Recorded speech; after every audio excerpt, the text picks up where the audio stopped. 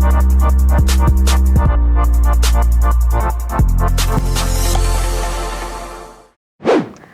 semuanya, kembali lagi bersama saya Sonya Michaela dalam program Ngobrol Seru by IDN Times. Saat ini saya berkesempatan untuk berbincang dengan Menteri Luar Negeri Republik Indonesia, Ibu Retno Marsudi.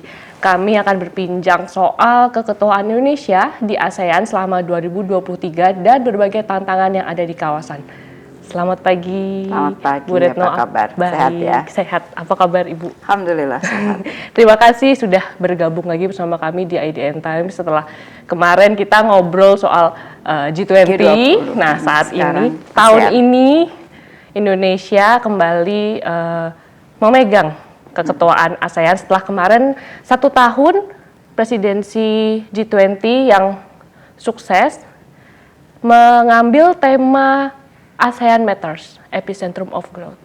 Mengapa Indonesia memilih tema itu, Bu? Dan apa prioritas Indonesia selama 1 tahun ini? Jadi tahun lalu seperti tadi disampaikan pada saat presidensi G20 situasi dunia kan sulit sekali. Tidak hanya sulit dari sisi politiknya, tetapi juga dampak dari pandemi COVID-19 masih belum usai, dampak terhadap ekonominya, pemulihan ekonominya tidak secepat yang kita perkirakan, terus kemudian ada perang di Ukraina dan sebagainya. Nah, latar belakang keketuaan Indonesia sebenarnya tidak jauh beda dari situasi dunia yang tahun lalu ada. Jadi dari tantangan eksternalnya more or less sama. Karena rivalitas tinggi, perang belum selesai, pemulihan ekonomi, bahkan sekarang proyeksi dari pertumbuhan ekonomi dunia juga semakin bleak. Itu yang menjadikan Indonesia, plus kalau untuk ASEAN tentunya ada tantangan internal, yaitu mengenai masalah Myanmar. Nah, dengan situasi-situasi seperti itu kemudian kita menimbang dan memutuskan bahwa tema yang kita pilih adalah ASEAN Matters, ASEAN Matters, Epicentrum of Growth. Nah, saya ingin jelaskan sedikit kenapa ASEAN Matters. Karena kita ingin menjadikan ASEAN ini tetap relevan, tetap penting, tidak hanya bagi rakyat ASEAN, tetapi juga beyond, dalam artian berarti bermanfaat bagi kawasan, bermanfaat bagi dunia. Nah, di bawah ASEAN Matters ini ada beberapa elemen yang penting. Pertama, pentingnya unity of ASEAN, kesatuan dari ASEAN. Karena kalau tidak ada unity berarti akan lebih sulit bagi ASEAN untuk tetap memainkan peran sentral. Peran sentral ini sangat penting untuk kawasan karena apa? Rivalitas sangat tinggi dan kawasan Asia Tenggara tentunya tidak imun dari upaya atau dari pengaruh rivalitas ini.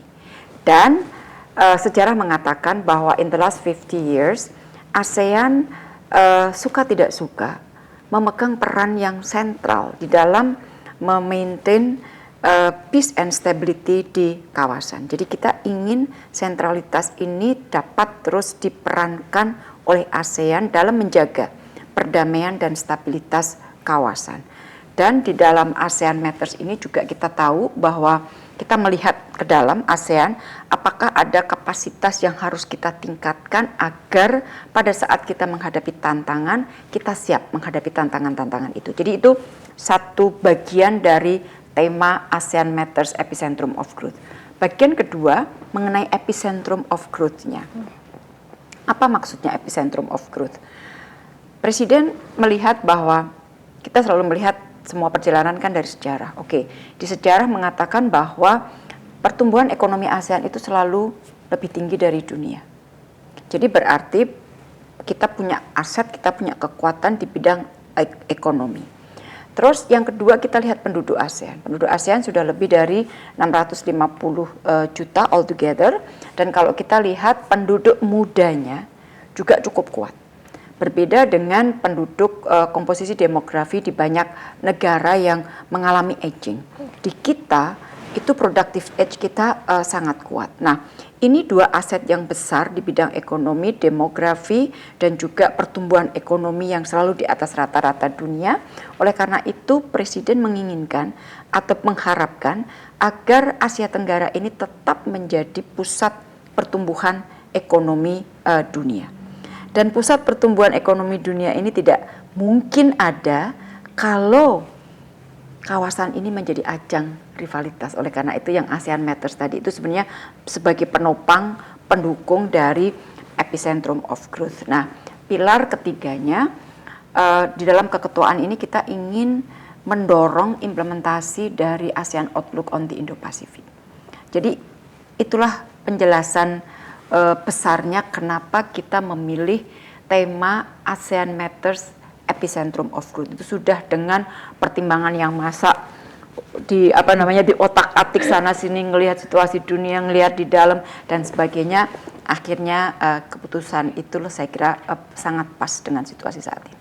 Nah, kalau tadi Bu Menlu sudah menjelaskan soal ASEAN Matters. Nah, kalau kita menyebut soal ASEAN Matters, salah satu prioritas Indonesia kalau yang saya liput sehari-hari itu adalah untuk memperkuat institusi dan efektivitas ASEAN itu sendiri. Nah, kalau dari Bu Menlu sendiri, Indonesia ingin memperbaiki atau mungkin memperkuat ASEAN seperti apa, Bu, ke depannya? Jadi kita akan lihat banyak hal ya. Makanya ini perlu sebuah keterus-terangan, karena kalau kita kan kadang-kadang kita ini sulit untuk melihat apa sih kekurangan kita selama ini. Nah, kita melihat bahwa di sana sini selalu ada hal yang harus diperbaiki. Nah, oleh karena itu ASEAN itu sudah memutuskan membentuk apa yang dinamakan High Level Task Force. Jadi task force yang diisi pada tingkat yang tinggi yang dulu dipegang oleh Pak Wamen, Pak Mahendra Siregar dari Indonesia, dan kita menjadi co-chair dengan Malaysia. Nah, sekarang karena Pak Mahendra sudah menjadi ketua OJK, maka dari Indonesia yang memimpin adalah Pak Dubes Triansah Jani. Beliau adalah dulu Sherpa untuk G20. Jadi kita turunkan dewanya Kemlu untuk mengawaki proses kerja dari HLTF itu, High Level Task Force. Nah, beberapa hal yang ingin kita lihat bersama adalah misalnya penguatan proses pengambilan keputusan agar lebih agile dan responsif. Kemudian kita juga ingin melihat apakah penting dilakukan penguatan kelembagaan dan organ-organ ASEAN. Kemudian sinergi di antara mekanisme-mekanisme ASEAN yang ada.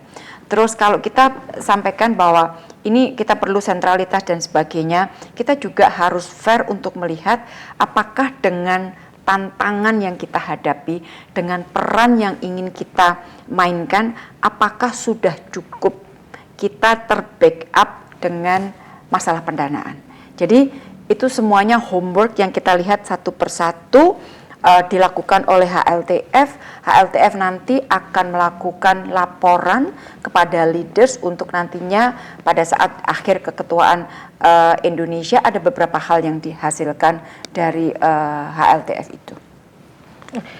Kalau tadi saya mencatat bahwa Bu Menlu sempat mengatakan rivalitas di kawasan. Nah, memang rivalitas di kawasan kita ini menjadi salah satu tantangan Indonesia dan ASEAN. Nah, bagaimana Indonesia sebagai ketua ASEAN dan merangkul semua negara anggota ASEAN untuk menurunkan tensi para rivalitas ini?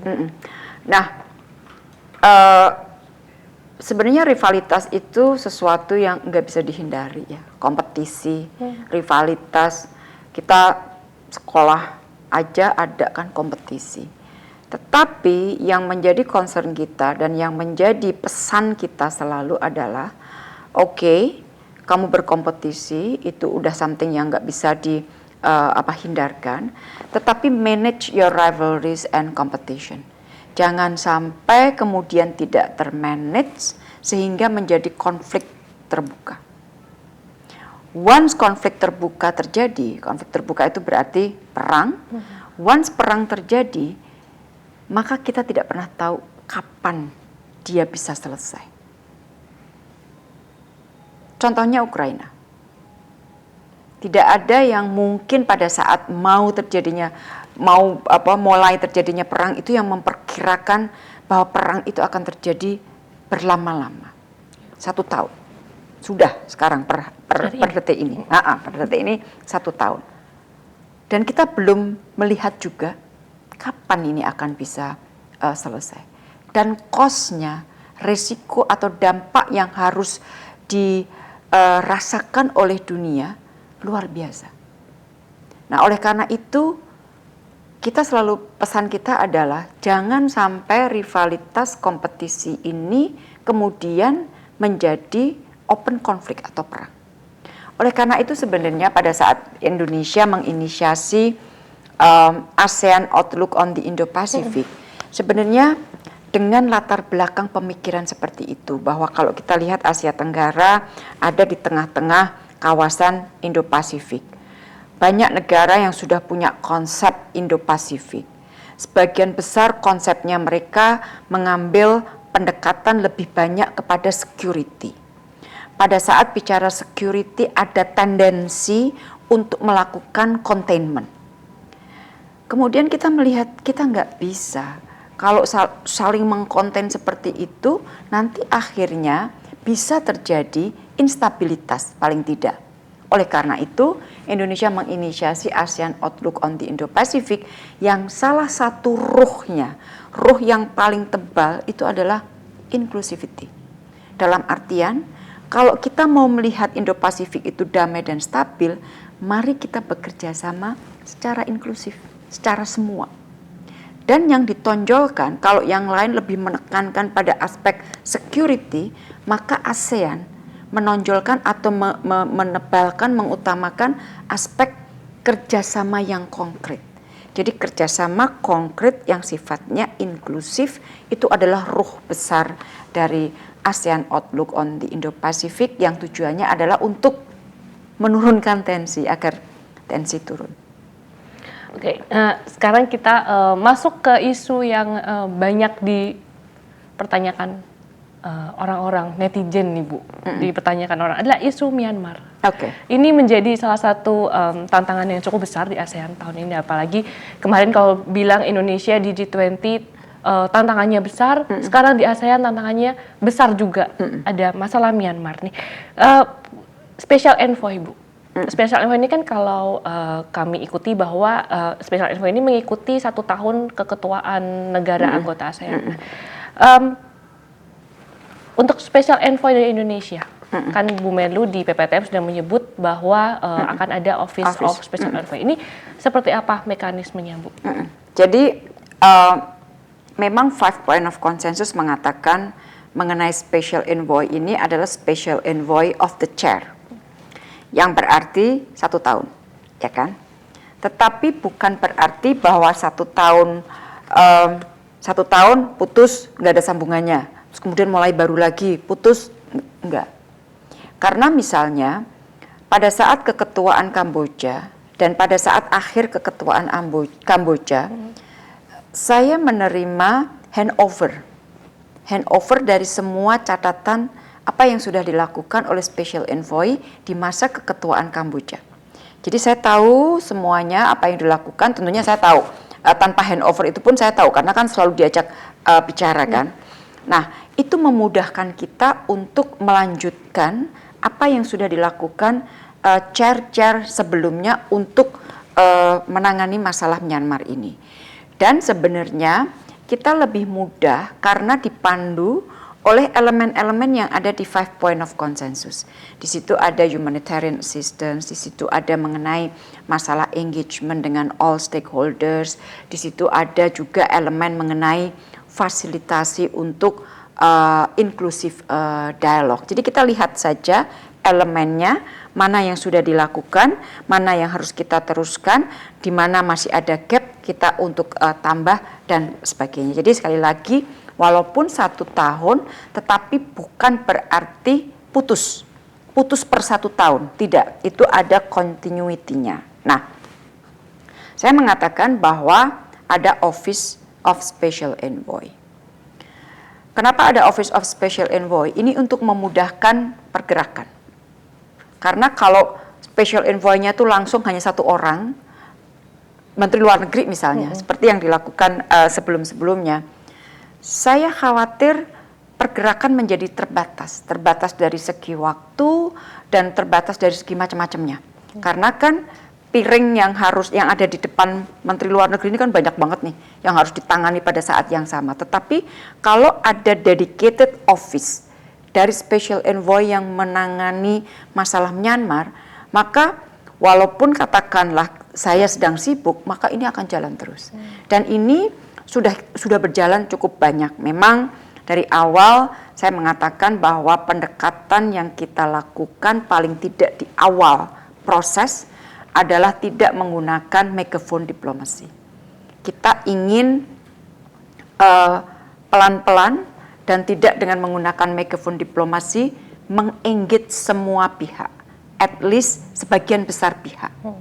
Karena tanpa engagement dengan semua pihak, maka kita tidak bisa mendengarkan posisi mereka masing-masing. Kan kalau 5 point of consensus mengatakan memfasilitasi. Fasilitasi itu berarti kan kita harus mendengarkan semua dulu, terus kemudian apa yang dapat kita fasilitasi. Kayak bangun jembatan. Bangun jembatan kan kita harus ngerti nih, ini gapnya berapa panjang ya, berapa meter ya, terus di sini kondisi tanahnya seperti apa, di sisi sini kondisi tanahnya seperti apa, supaya jembatan yang kita akan berusaha bangun itu pada saat dipasang kemudian ternyata lebih pendek, lebih panjang, atau tidak sesuai dengan kontur tanah dan sebagainya. Jadi sekarang kita sudah melakukan engagement dengan sebagian besar lah stakeholders. Kita sudah berjalan sebenarnya cukup panjang, cukup banyak kita sudah mendengarkan. Memang tidak muncul di media, di publik. Memang kadang-kadang di dalam dunia seperti kita ini, seperti diplomasi ini, kadang-kadang ada saatnya kita muncul, ada saatnya kita harus tidak muncul. Demi tujuan yang lebih bagus, demi tujuan yang menguntungkan semua pihak. Seperti waktu G20. G20 kan kita tidak banyak bicara pada saat negosiasi terjadi. Karena semua orang tidak ingin posisinya di-reveal di publik. Jadi kita diam, tapi kita terus berbicara dengan mereka, tiba-tiba at the end kita kemudian bicara, ini loh hasilnya. Nah, kurang lebih akan seperti itu, tetapi yang ingin saya yakinkan adalah bahwa kita sedang bekerja keras untuk mencoba agar dapat atau jalan untuk menuju inklusif dialog itu mulai kita bangun, mulai kita buka, dan disitulah perlu trust di antara mereka terutama. Perlu trust, dan kita sekali lagi tugas kita adalah memfasilitasi. Karena isu ini adalah isunya Myanmar, maka yang dapat menyelesaikan adalah bangsa Myanmar sendiri. ASEAN sebagai keluarga kita membantu. Dan tentunya dari waktu ke waktu kita akan lihat, dan kita juga harus melaporkan hasil kerja kita kepada para pemimpin ASEAN. Kalau kemarin saya lihat di ASEAN Foreign Minister Retreat kemarin yang baru saja digelar di Jakarta awal Februari. Kursi Myanmar masih kosong. Apakah selama keketuaan Indonesia nanti Indonesia menggelar pertemuan ASEAN, kursi itu akan tetap dibiarkan kosong, Bu? Kita kan harus menghormati keputusan-keputusan para pemimpin ASEAN. Jadi keputusan pemimpin ASEAN di Phnom Penh November mengatakan bahwa kita akan terus memonitor situasi di Myanmar selama tidak ada significant progress, kemajuan yang signifikan untuk implementasi dari 5 point of consensus, maka non-political representation dari Myanmar yang diperkenankan untuk ikut di dalam KTT dan juga pertemuan tingkat Menteri Luar Negeri. Yang artinya bahwa untuk KTT dan pertemuan tingkat Menteri Luar Negeri, Myanmar silahkan diwakili tetapi tidak pada political level. Political level itu biasanya artinya menteri ke atas. Okay. Tetapi kalau mereka mau mengirimkan dan mereka sebagai negara anggota, mereka diundang. Tetapi tidak pada political representation. khusus untuk KTT dan pertemuan pada tingkat Menteri Luar Negeri. Bahwasanya mereka memutuskan untuk tidak mengirim, itu adalah haknya mereka. Tetapi kita mengundang dia sebagai negara anggota. Dan jelas kalau untuk KTT, sekali lagi KTT dan pertemuan Menteri Luar Negeri, yang diundang adalah non-political representation sesuai dengan keputusan para leaders ASEAN. Dan ini tentunya sekali lagi, kita fair kok, kita akan melihat dari waktu ke waktu progres implementasi 5 point of consensus itu akan seperti apa. Kalau memang ada progresnya, maju dengan baik dan sebagainya, itu pasti akan ditinjau kembali. Kalau Bu Menlo tadi bilang sudah, Office of Special Envoy ini sudah bergerak ya Bu? Sudah melakukan dialog, sudah bergerak banyak banget. Bergerak banyak sekali. Indonesia, satu pertanyaan saya penasaran Bu, Indonesia sudah berkomunikasi dengan NUG? Sudah, kan dengan major stakeholders, dengan semua stakeholders, dengan most stakeholders, dan tentunya NUG is one of them. Sudah. Kalau kemarin di IMM Retreat Bu, ini kita pindah ke isu lainnya lagi. Kemarin di IMM Retreat itu bersejarah pertama kalinya Timor Leste itu duduk di pertemuan tingkat menteri ASEAN, tapi saat itu masih sebagai observer. Nah, lalu bagaimana ini Bu prosesnya nanti Timor Leste untuk menjadi anggota ASEAN, dan kapan kira-kira akan jadi anggota akan jadi ASEAN? full. Oke. Jadi kan pada saat KTT di Phnom Penh, keputusannya adalah secara prinsip menerima Timor Leste sebagai anggota ASEAN dengan status sebagai observer. Nah, tanyanya kapan dia akan menjadi full member? Antara secara prinsip menjadi anggota dengan status observer sampai menjadi anggota penuh, itu ada roadmap. Hal-hal yang memang harus dilakukan. Dan roadmap ini akan dibuat berdasarkan milestone yang ada atau hasil dari fact-finding team yang dibentuk oleh ASEAN Sekretariat. Jadi ini adalah bukan proses yang hanya terjadi satu malam, sudah bertahun-tahun.